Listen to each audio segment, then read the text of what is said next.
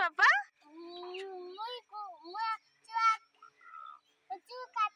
চুল কাটবো? কোথায় যাবো চুল কাটি? কুত্তি কুত্তি বাড়ি গাঁৱত। ও ভাল করে চুল কাটবো।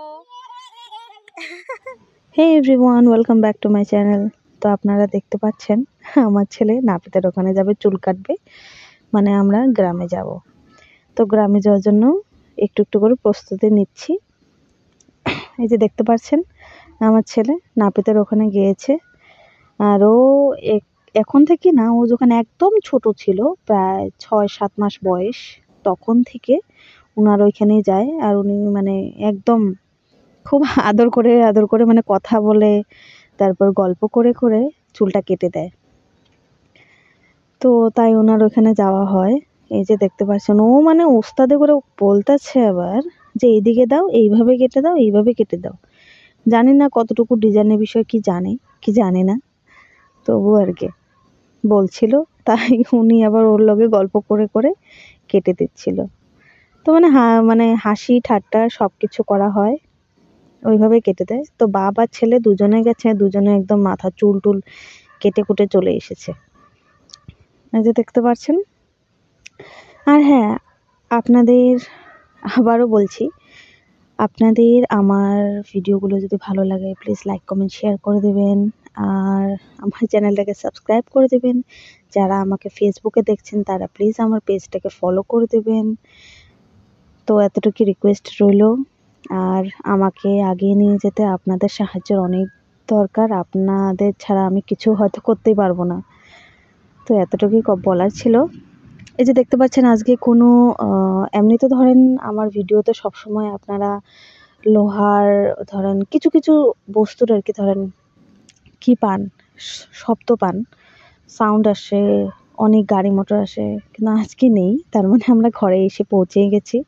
তো আসার টাইমে কতটুকু কী ছিল, কি পেয়েছি, এগুলো নিয়ে একটা ছোট্ট একটা ভ্লগ হবে আজকে। সাথে থাকবেন, লাস্ট অব্দি দেখবেন। এই যে দেখতে পাচ্ছেন কাপড় চোপড়গুলো আমি পরাচ্ছিলাম, সবগুলো আমার ছেলেরই কাপড় ছিল। তারপরে যে দেখেন সকাল 6টার সময় দাঁড়িয়েছিলাম গাড়ির জন্য।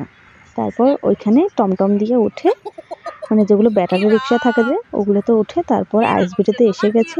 আইএসবিটিতে এসে তারপরে এই যে নাইট সুপারগুলোতে উঠেছি, কিন্তু দিনে কুচবিহারের গাড়িতে উঠতে লাগে ধুবড়ি পর্যন্ত আসার জন্য। আর এই যে দেখতে পাচ্ছেন আমার ছেলে রাগ হয়ে গেছে, ওর বাবাকে ছেড়ে এসেছি তাই। ও বলছে বাবাকে ছেড়ে এসেছো, আমি এর কথা বলবো না। আমি কত রিকোয়েস্ট করছি, ও তবু মানে কথা বলবেই না। ওর বাবার মানে দরকার। ওর বাবা যখন মানে ওকে টাটা বললো, ও তো বাপরে একদম টেনশনও পড়ে গেছে এইরকম। তো এরকম অনেক কিছু মানে রাগ অভিমান হয়েছে। আর ও আবার বলছে যে বাবা কই, আমি তো ওকে বললাম যে ও পিছনের গাড়িতে আসছে, মানে এই গাড়িতে সিট নেই তো তাই। তারপর এই যে দেখেন আমরা পাইখানে এসে পৌঁছে গেছি, আর এখানে একটু রেস্ট হচ্ছে। তারপর এখান থেকে আবার যেতে হবে।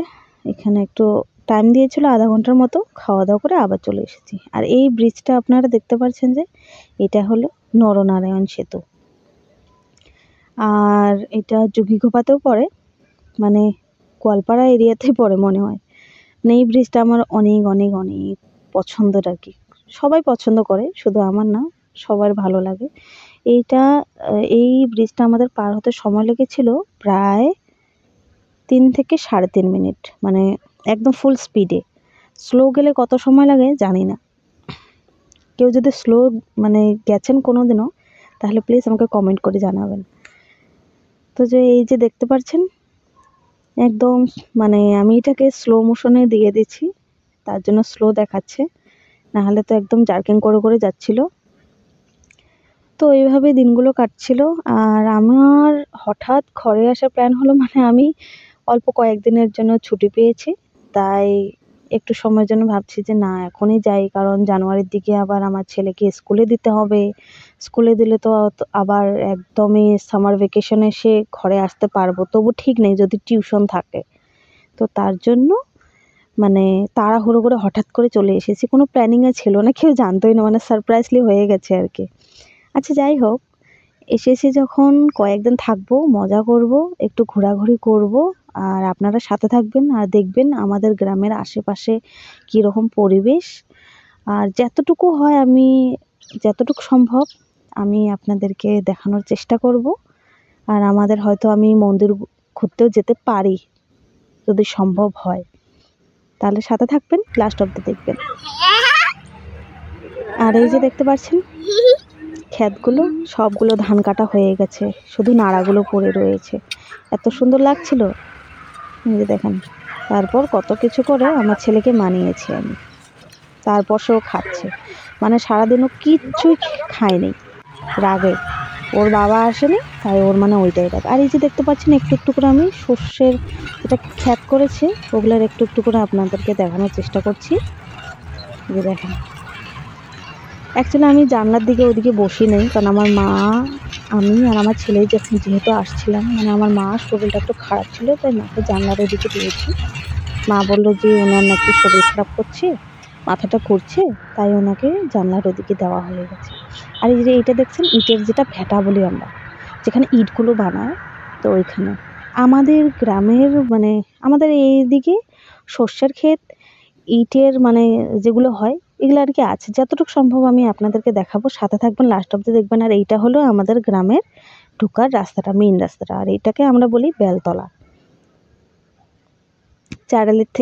চারালিতে নামতে হবে, ওইখান থেকে আবার আসতে হবে বেলতলা অবধি, এসে তারপর এদিকে ঢুকলেই আমাদের গ্রাম বড় চড়ইখোলা।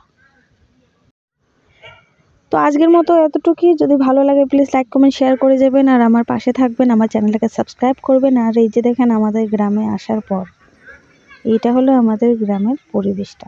আপনাদের আবারও নতুন নতুন ভ্লগ দেবো, সাথে থাকবেন আর সবগুলো ভ্লগ দেখবেন। আজকের মতো আসি, টাটা।